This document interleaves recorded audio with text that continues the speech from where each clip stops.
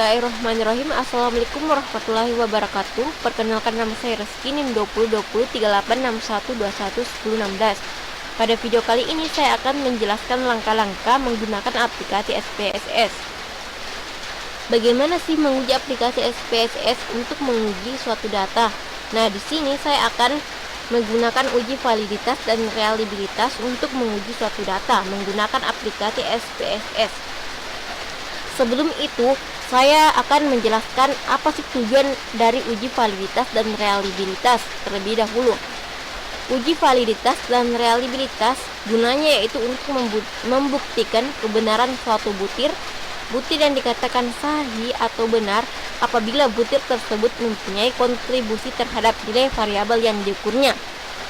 Nah, adapun data yang saya gunakan yaitu hasil dari kuesioner yang saya sebarkan ke 30 responden dengan 10 butir pertanyaan tentang pengaruh TikTok terhadap kesehatan mental penggunanya. Nah, dari data inilah kita akan mengetahui seberapa besarkah pengaruh TikTok terhadap kesehatan mental penggunanya dengan mengujinya di aplikasi SPSS. Selanjutnya saya akan memperlihatkan kuesioner yang sudah saya bagikan kepada 30 responden dengan 10 butir pertanyaan. Nah, inilah dia. Anda bisa lihat sendiri di layar. Di sini sudah ada data yang sudah saya sebar kepada 30 responden dengan 10 butir pertanyaan. Nah, inilah data inilah nanti yang saya akan uji menggunakan uji validitas dan reliabilitas. Selanjutnya kita akan masuk ke aplikasi SPSS. Bagi yang belum menginstal aplikasi SPSS, ada baiknya menginstal terlebih dahulu. Nah, inilah dia aplikasi SPSS yang akan kita gunakan untuk menguji suatu data. Seperti yang Anda bisa lihat di sini pojok kiri di bawah ini. Di sini ada data view dan variable view. Guna dari dua ini itu untuk menginput suatu data. Variable view itu sendiri gunanya yaitu untuk mendefinisikan suatu variabel. Sedangkan data view itu sendiri yaitu untuk menginput suatu data yang akan diuji ke dalam aplikasi SPSS nantinya. Apabila sudah tampil seperti ini, data yang sudah kita ambil, data yang sudah kita sebarkan tadi, kita akan masukkan ke dalam aplikasi SPSS. Selanjutnya, apabila kita sudah menginput suatu data, nah, ke dalam aplikasi SPSS ini, maka akan muncul tampilannya seperti di layar. Anda bisa lihat sendiri di variable view sudah didefinisikan suatu variabelnya, sedangkan di data view itu kita sudah menginput suatu datanya.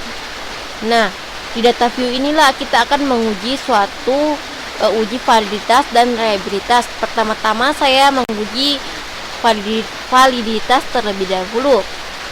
Pertama-tama kita pilih analyze di sini. Lalu kita pilih correlation, lalu beverage. Setelah itu akan muncul kolom seperti pada layar. Nah, kolom sebelah kiri ini kita akan menginput datanya ke kolom sebelah kanan yaitu variabel. Kita input terlebih dahulu semuanya. Lalu kita enter. Setelah itu text of significance-nya kita rubah menjadi one-tailed. Lalu kita pilih OK. Nah, di sini sudah muncul hasil output dari correlation uji validasinya. Nah, apabila ingin terlihat rapi dan mudah kita baca tabelnya, kita bisa klik kanan 2 kali.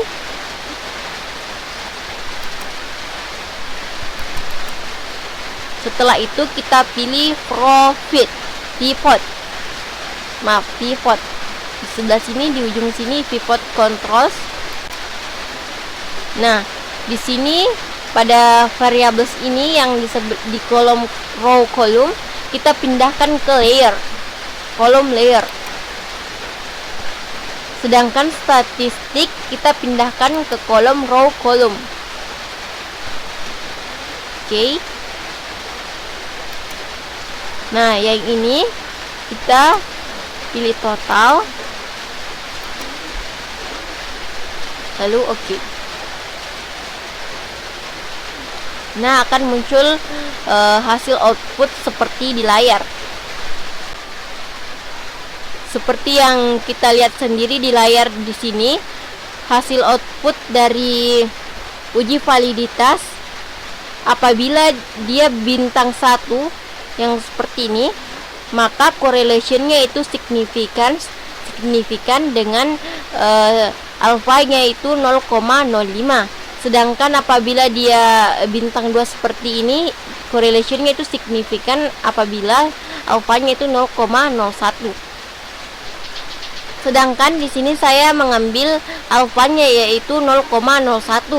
Jadi dapat disimpulkan bahwasanya hasil output pada layar di atas pada pertanyaan 1, 4, dan 5 dinyatakan tidak valid dikarenakan signifikansinya lebih besar daripada alfa.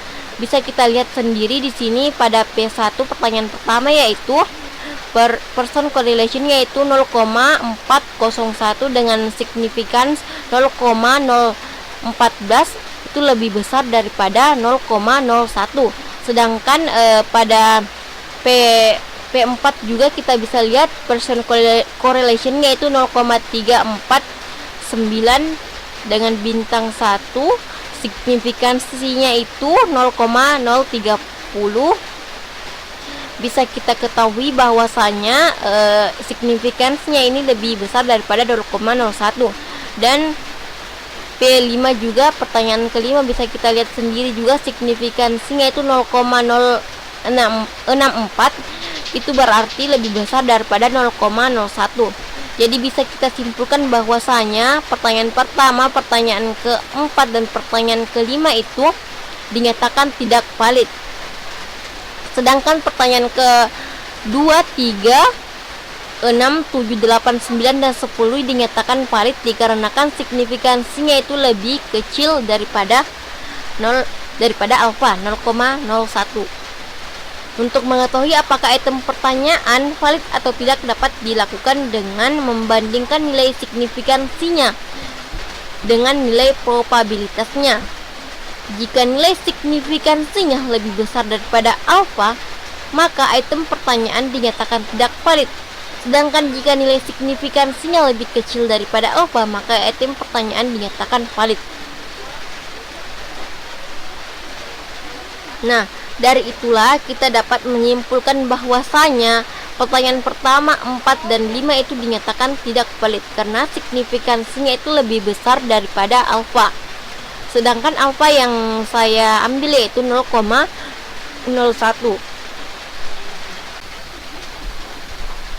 Selanjutnya untuk melakukan uji reliabilitas, kita kembali ke data view dulu. Nah, di sini sudah kita kembali ke data view, lalu kita pilih analyze.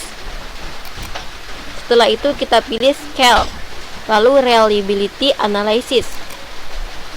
Setelah itu, data yang di sebelah kiri ini kita pindahkan ke kolom items. Kita pindahkan terlebih dahulu, kita enter. Oke, lalu kita pilih oke. Nah, bisa kita lihat sendiri hasil output di layar ini itu ada 2 kolom. Yang pertama case processing summary dan reliability statistic. Case processing summary di sini menyatakan bahwasanya responden yang diteliti pada kuesioner berjumlah 30 orang dengan jumlah pertanyaan 10 serta semua data tidak ada yang dikeluarkan dari analisis dan semua pertanyaan dinyatakan valid dengan nilai alfa 0,01 atau signifikansinya itu 1%. Sedangkan di kolom reliability statistik pada kolom Cronbach alpha di sini mengatakan Cronbach alfanya itu sebesar 0,7736. sehingga kuesioner yang diuji memiliki tingkat reliabilitas yang erat atau dapat dikatakan kuesioner yang dibagikan reliable atau hubungannya erat. Nah, bisa kita tarik kesimpulan bahwasanya dari 30 responden dengan 10 pertanyaan yang diberikan tentang pengaruh TikTok terhadap kesehatan mental, dapat diketahui responden rata-rata setuju tentang pernyataan bahwa TikTok berpengaruh besar terhadap kesehatan mental. Baik, itulah tadi presentasi video yang saya paparkan. Mudah-mudahan bermanfaat. Lebih dan kurangnya mohon dimaafkan. Wabillahi taufiq wal hidayah. Wassalamualaikum warahmatullahi wabarakatuh.